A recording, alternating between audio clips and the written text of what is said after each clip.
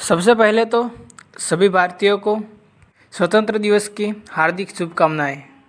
आज हमारे प्यारे भारत को आज़ाद हुए 75 साल पूरे हो गए और इन 75 साल की गोल्डन एनिवर्सरी के तौर पर भारत अमृत महोत्सव मना रहा है।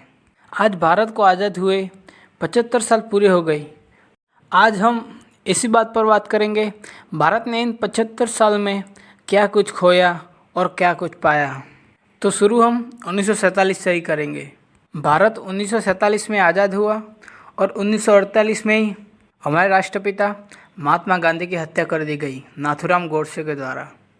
और 2 साल बाद 1950 में हमारे देश के बिस्मार्क लोखंडी पुरुष, भारत को एक करने वाले श्री सरदार वल्लभ भाई पटेल का निधन हो गया। भारत में पहले स्वतंत्र चुनाव 1952 में हुए और उस वक्त बहुमत से भारतीय कांग्रेस ने अपनी सरकार बनाई और पहले वड़ा प्रधान बने पंडित जवाहरलाल नेहरू। और कुछ इस तरह ही कुछ साल बीते और 1965 में एक जंग छिड़ गई भारत और पाकिस्तान के बीच। पाकिस्तान ने करीबन अपने 30,000 सैनिकों के साथ कश्मीर में घुसपैठ कर दी, तो जवाबी कार्रवाई में भारत ने पंजाब से होकर लाहौर तक चढ़ाई कर दी। वैसे ऑफिशियली इसमें जीत भारत की हुई थी, पर पाकिस्तान क्लेम करता है कि इस जंग में उसकी जीत हुई थी। वैसे उनके क्लेम करने से उनकी थोड़ी जीत हो जाएंगी। 2 साल बाद 1967 आया। 1967 में भारत ने चीन से 1962 का बदला लिया।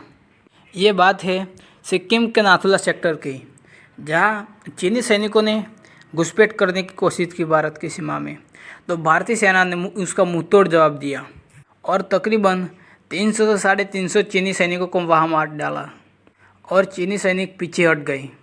ये चीन का पहला डिफेंसिव मोड था कि वो अपने पैरों पर आ चुका था। वैसे भारत भी 1962 में नहीं हारता अगर उसने पीठ पीछे वार नहीं किया होता।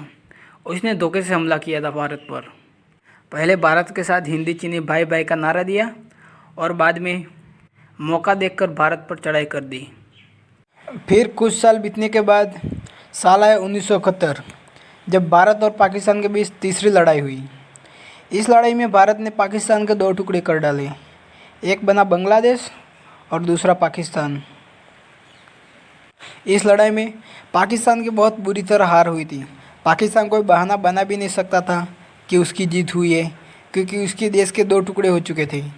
वैसे भी पाकिस्तान के कई मीडिया वाले हैं जो अभी भी इस गलतफहमी में रहते हैं कि 1971 में उनकी जीत हुई थी। कई सूत्र ये क्लेम करते हैं कि पाकिस्तानी आर्मी ने बांग्लादेश में सारी की सारी बेशर्मी की हद और दरिंदगी की हद पार कर दी थी। वो खुद अपने लोगों पर ही कत्लेआम कर रहे थे, रेप कर रहे थे। उनको इतनी भी शर्म नहीं आई कि ये हमारे ही लोग हैं। 2 दशक के बाद एक और साल आया 1999, जब पाकिस्तान ने भारत के कश्मीर में फिर घुसपैठ कर दी और इन दोनों देश में फिर एक युद्ध छिड़ गया। भारतीय सेना ने पाकिस्तान को फिर अपनी धूल चटा दी और बुरी तरह से मात दी। हमारे बहुत सारे सैनिकों ने इस लड़ाई में अपना बलिदान दिया था। वैसे पाकिस्तान ने इन 4 लड़ाइयों में हारने के बाद भी अपना मूड नहीं बदला।